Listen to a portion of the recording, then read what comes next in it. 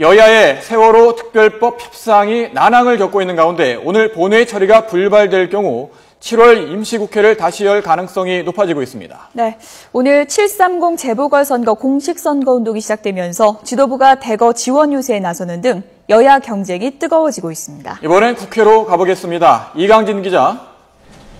네, 국회입니다. 네, 세월호 특별법 협상 어떻게 진행되고 있습니까? 네, 오늘이 6월 임시국회 마지막 날이지만 여야의 협상은 별다른 진전이 없습니다. 여야는 어젯밤 늦게까지 세월호 특별법 TF팀 전체 회의를 열어서 진상조사위원회에 수사권을 부여하는 문제 등 쟁점 사안을 논의했지만 결론을 내지 못했고 오늘도 이견을 좁히지 못하고 있습니다. 이에 따라 오늘 본회의 처리가 불투명해졌고 여야는 오늘까지 세월호 특별법 합의안을 도출하지 못할 경우 공동으로 7월 임시국회를 소집하기로 의견을 모았습니다. 당초 국회 세월호 특별법 TF팀은 오늘 오후 회의를 열고 양당의 의견 절충이 이뤄진 부분에 대해서 법조문을 조율할 계획이었지만 갑자기 취소돼 오늘 본회의 통과 가능성은 더욱 낮아졌습니다.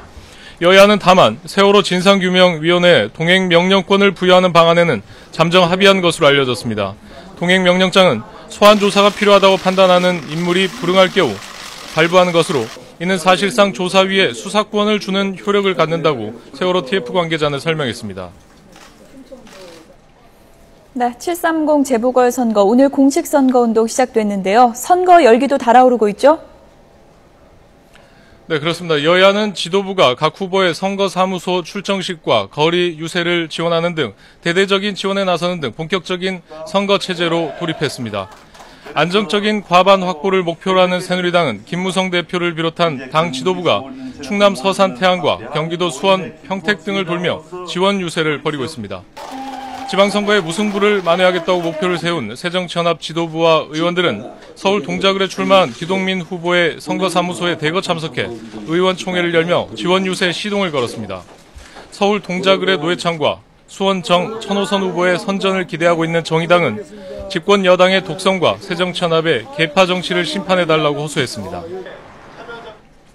네, 그런데 말이죠. 초반부터 상대 후보 흠집 내기가 벌어지고 있죠. 네, 그렇습니다. 여야는 지도부가 나서서 상대 후보를 적극적으로 공격하고 또 반박하며 공방을 주고받고 있습니다. 새누리당은 서울 동작을의 기동민 후보의 벌금형 전력과 또 광주 광산을 권은희 후보의 논문 표절 의혹을 제기하며 공세를 취했습니다. 윤상현 새누리당 사무총장의 말을 직접 들어보겠습니다. 광주 광산을의 권은희 후보를 공천하는 것은 새정치로 볼 수 없는 대표적인 사례입니다. 벌금형을 받은 다음 날 서울시 정무부시장으로 임명이 됐습니다. 판결문의 잉크가 마르기도 전에. 이에 대해 권 후보 측은 논문을 인용하면서 각주를 달지 않은 단순한 실수일 뿐 표절과는 다른 차원이라고 반박했고 기 후보 측은 당시 한나라당이 예산 날치기를 시도할 때 이를 막다 이례적으로 높은 벌금형을 선고받았던 일이라고 해명했습니다.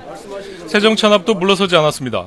오전 의원총회에서 지도부는 동작을과 수원정 선거구에 출마한 나경원, 임태희 후보를 겨냥해 MB 정권의 실패한 책임자들이라며 비판의 목소리를 높였습니다. 박영선 새정치연합 원내대표의 말입니다. 이 제도를 이곳 동작에서 시작하겠습니다.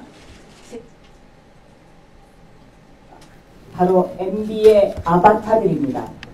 이명박 대통령의 비서실장, 이명박 대통령의 대변인들은 4대강 사업을 날치기 한, 예산을 날치기 한 바로 주역들입니다.